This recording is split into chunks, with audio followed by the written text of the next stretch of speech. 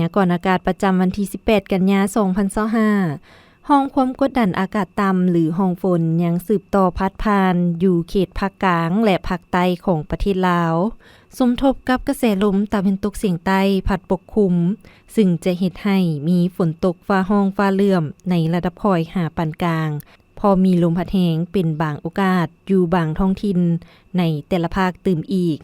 พยากรณ์อากาศแต่ 7 โมงของวันที่18หา 7 โมงของวันที่19กันยายน2025ภาคเหนือด้านตะวันออกแขวงพุงสาลี หัวพันและเสียงขวางจะมีฝนตกฟ้าห้องฟ้าเหลื่อมในระดับค่อยอยู่เกือบทั่วไปและจะตกปานกลางอยู่บางท้องถิ่นหรือเนื้อที่ปกคลุมของฝนเท่ากับ50ส่วนห้อยของภาคอุณหภูมิระหว่าง17-30องศา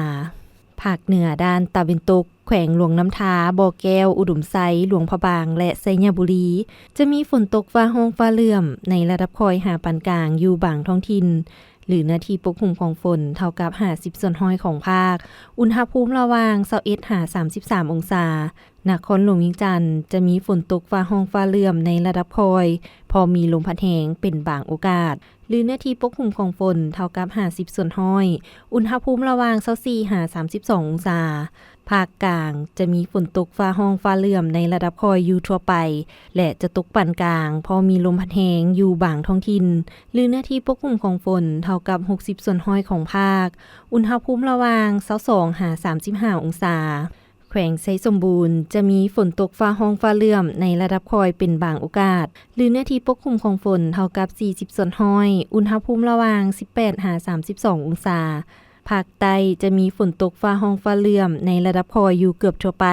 และจะตกปานกลางพอมีลมพัดแรงอยู่บางท้องถิ่น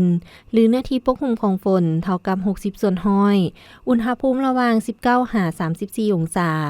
สำหรับเขตภูเพียงบริเวณอากาศเย็นพอมีฝนตกฟ้าห้องฟ้าเหลื่อมในระดับค่อยพอมีลมพัดแรงเป็นบางโอกาสหรือเนื้อที่ปกคลุมของฝนเท่ากับ40ส่วนห้อยอุณหภูมิระหว่าง14-27องศา